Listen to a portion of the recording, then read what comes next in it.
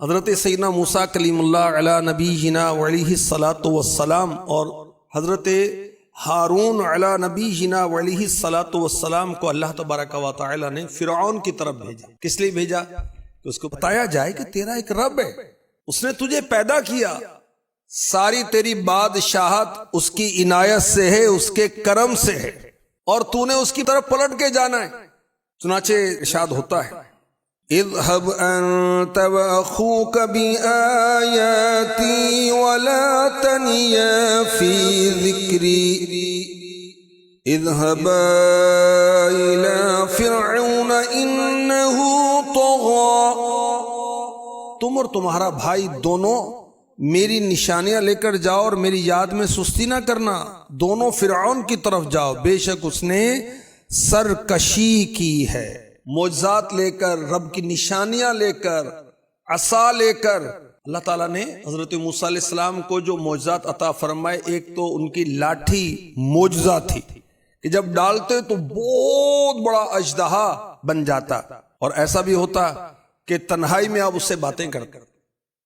وہ لاٹھی کیسی تھی کہ آپ اس کو دھوپ میں جب زمین پر گاڑ دیتے تو وہ سرسبز درخت بن جاتا، رات کے اندھیرے میں اس سے روشنی نکلتی تھی، وہ ٹارچ بن جاتی تھی۔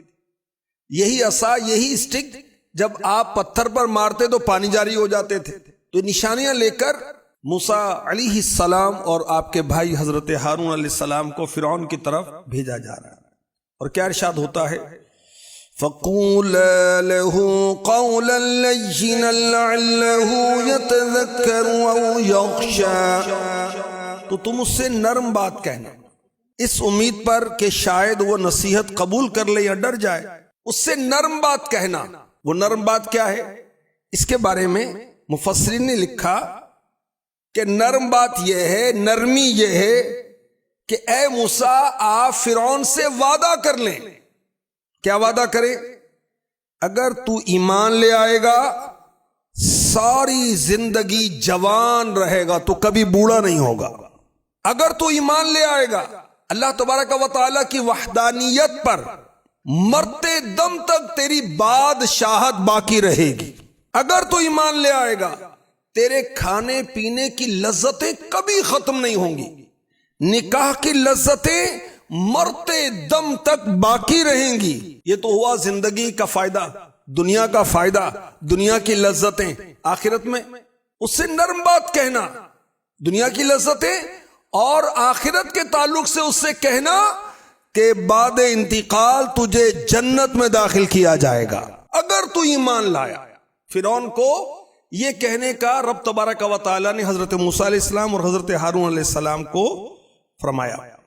اب حضرت سیدنا موسیٰ کلیم اللہ علی نبینا وعلیہ الصلاۃ والسلام نے فرعون کو یہ بات بتائی، بڑا خوش ہوا۔ اچھا ایسی بات ہے، میں ایمان لے آؤں گا، بادشاہت باقی رہے گی، میں ایمان لے آؤں گا، مرتے دب تک میری لذتیں باقی رہیں گی، میں بوڑھا کبھی نہیں ہوں گا۔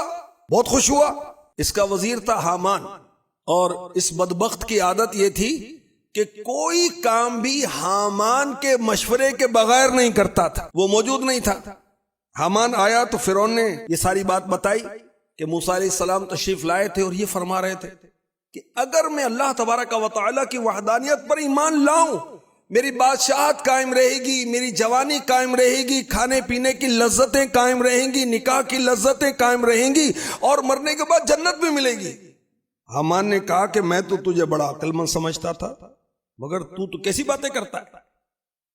تو رب ہے، استغفر اللہ، تو رب ہے، تو بندہ بنے گا، تو معبود ہے، استغفر اللہ، تو عابد بننے کی خواہش کر رہا ہے۔ اب اس سے نا ایک بات یہ بھی پتا چلی، کسی سمجھدار سے مشورہ کرنا چاہیے۔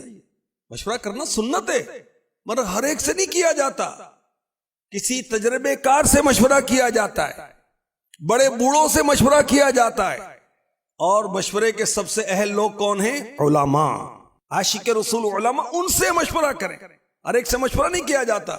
حامان خود تو ڈوبا تھا، فرعون کو بھی لے ڈوبا، اور اس بدبخت نے ایسا مشورہ دیا تو فرعون نے کہا ہاں تو ٹھیک کہتا ہے، اور یوں یہ بد نصیب قبول ایمان کے شرف سے محروم رہا۔ فرعون کو کیسی آفر ہوئی مگر اس بدبخت نے دنیا پر ہاتھ رکھا، آخرت پر ہاتھ نہیں رکھا، وہ کافر رہا اور تباہ و برباد ہو گیا، ذلت کے ساتھ، رسوائی کے ساتھ، اور اس کو عبرت کا نشان بنا دیا گیا۔